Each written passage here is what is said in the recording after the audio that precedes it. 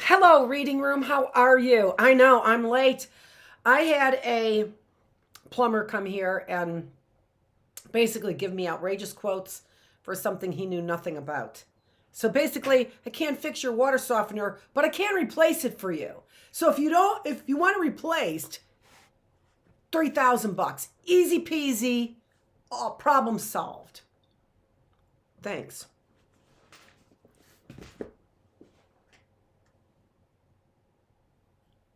Disgusted with these people who come in here like they're professionals and know absolutely nothing about what they're doing. They're just a face job. So I will be coming on DIY sometime later on. I didn't have a chance to get everything prepared that I wanted to get prepared. And so that's what I've been doing, is preparing for DIY. It's a pretty big deal. So I thought I'd get on and I would read Heidi, and then we would go and I would come on a little bit later on and do my DIY. I could do it all tomorrow, which I might do it all tomorrow, but that'd be a long DIY class. So whatever. At the Grandfathers, we're reading Heidi by Johanna Spyri. After Deet left, the old man sat down on his bench again, blowing great clouds of smoke from his pipe while he looked fixedly on the ground and was silent. Heidi looked about in the greatest delight, discovered the goat shed and peeped in, but finding nothing, pursued her investigations. At last, she went behind the hut to look at the old pines. The wind was sighing and moaning in the branches, and the topmost bough swayed to and fro. Heidi stood listening, but the wind lulled, and she went on again until she came to where her grandfather sat as she had left him. Planting herself directly in front of the old man, she put her little hands behind her and looked fixedly at him. After a few moments, he raised his head and asked, as the child continued to stand motionless before him, "What will you do now?" "I want to see what you have in the hut," said Heidi. "Well, take up your bundle and follow me." Her grandfather rose to enter the dwelling. "I don't want it anymore," said the child. He turned at these words to examine the little girl, whose black eyes were dancing with eagerness to know what the hut contained.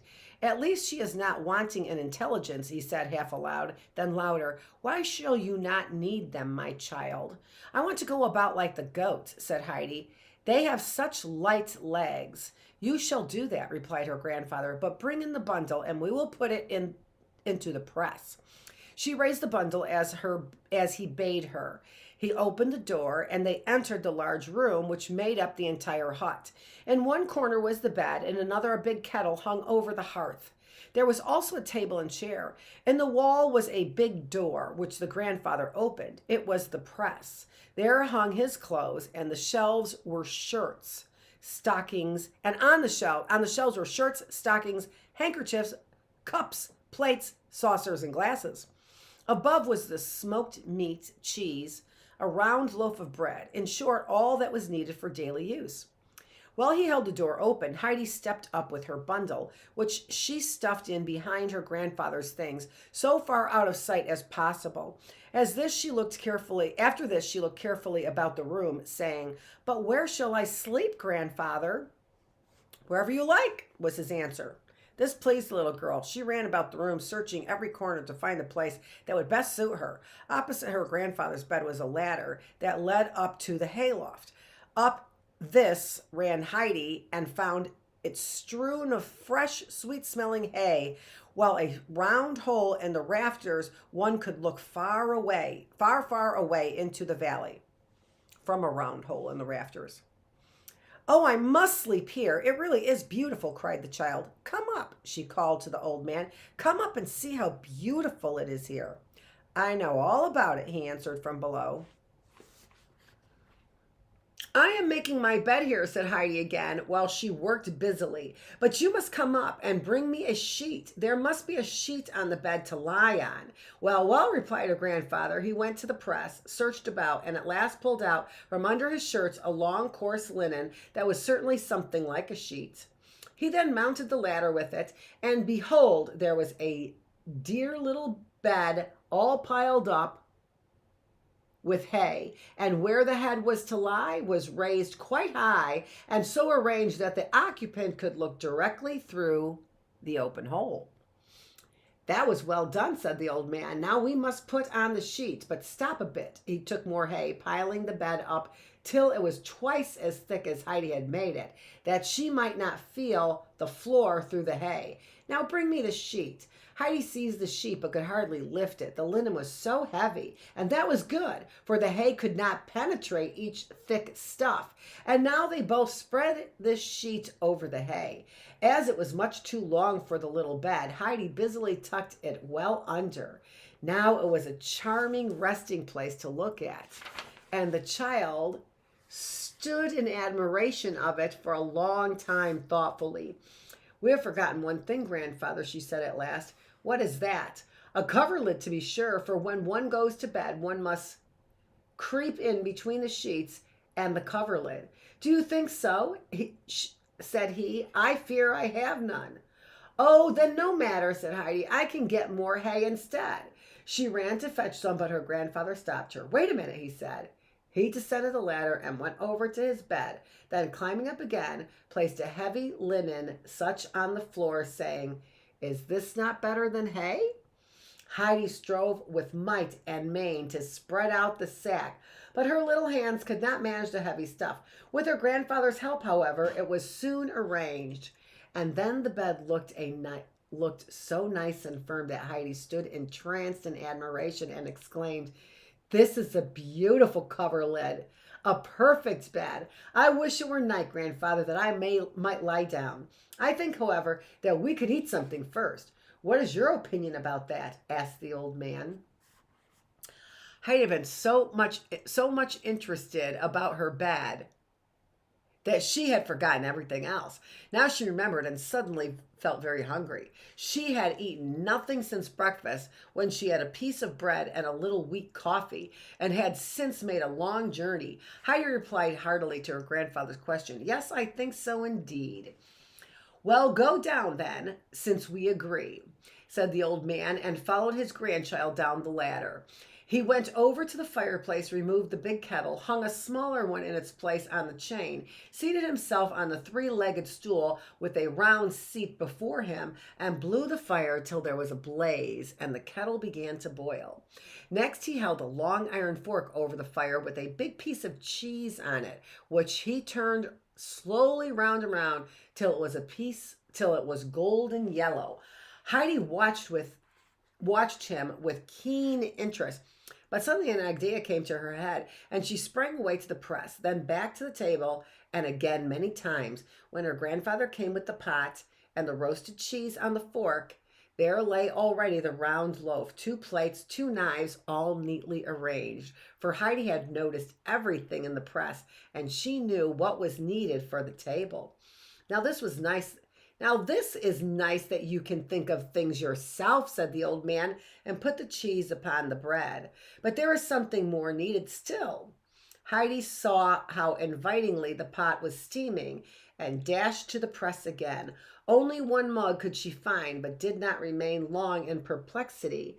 2 glasses stood at the back of the press. In an instant the child was back again with a glass and the mug. That is right, you are very helpful. But where will you sit? said he, for he sat on the only high stool himself. Like an arrow, the child was at the fireplace, brought the little 3-legged stool back again, and sat down. Well, you have a seat at any rate, said the grandfather, but rather low down. You would be rather too short even on mine to reach the table, but you must have something to eat at once, so begin. He stood up, filled the mug with milk, set it upon the high stool, drew the ladder up to Heidi so that she had a table to herself, and sitting on the corner of the table began his dinner, bidding her also to eat. Heidi seized her little mug and drank without once stopping, for all the thirst of her journey seemed to rise up at once. Then she drew a long breath, for in her eagerness to drink she had not been able to stop to breathe, and set down her mug. Does the milk taste good? Asked her grandfather. I never drank such good milk, said the child. Then you must have more, he said, and filled the mug again quite to the top and placed it before the child, who was eating her bread spread thickly with hot cheese, which was like butter from the heat and tasted delicious. She now and then drank her milk and looked meanwhile perfectly happy. When they had finished eating, the old man went to the goat's house and put things right there, while Heidi observed him carefully how he first swept everything up with the broom, then strewed fresh straw about for the animals to sleep upon.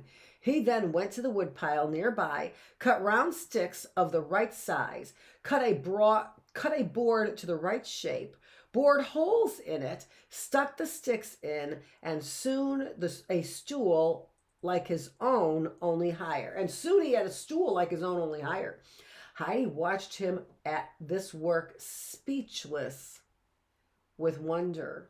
What do you call this, Heidi? He asked he. That is my stool because it is so high. How quickly you have made it, said the little one in the greatest wonder and admiration. So let's take a look at the picture here so we can see how small the stool is for Heidi right there, right? And there's the grandfather. And there's the delicious meal that they had with milk. This is my stool because it is so high. How quickly you have made it, said the little one in the greatest wonder and admiration. She knows what she sees. She has her eyes in the right place, remarked the old man to himself as he moved round the hut and drove a nail here or made something fast there, going with his hammer and nails and pieces of wood from one place to another, finding constantly something to do or to mend. Heidi followed him step by step, watching everything that he did with unflagging attention, for all that happened interested her very much. At last it was evening. The wind began to sigh through the old trees as it blew harder. All the branches swayed back and forth. Heidi felt the sounds not only in her ears but in her heart, and she was so happy, so happy. She ran out under the pines and sprang and leaped for joy as if she had found the greatest pleasure imaginable. Isn't that the way little kids are? right? The smallest pleasures make them actually leap for joy. I just love it. Her grandfather, meanwhile, stood in the doorway and watched the child. Suddenly, a shrill whistle was heard. Heidi stopped her jumping, and the old man went out. Down from the mountain streamed the goats, one after the other, and Peter was in their midst. With a joyous shout, Heidi vanished into the midst of the flock to greet her old friends of the morning, one and all. When they reached the hut, they all stopped, and from out the herd came two beautiful, slender goats, one white and one brown. They went to the old man and licked his hands, for he held a little salt for them every evening when they came home. Peter vanished with the rest. Heidi stroked the goats gently, one after the other, then ran to the other side and did the same. This was as joyful as possible over the charming creatures. I'm sure that would be fun. Are they both ours, grandfather? Will they go into our stall? Will they always stay here with us? Heidi poured out her questions in her excitement, her grandfather having hardly a chance to repeat a continual, "Yes, yes, child," now and then. When the goats had licked up all the salt, her grandfather said, "Go fetch your little mug and some bread." Heidi obeyed and milked the goats into the mug, into which he cut bits of bread and said, "Now eat your supper and then go to bed. Deet left another bundle for you. There are your nightgowns," and so on. "You will find them in the press. I must put up the goats now. Go and sleep soundly."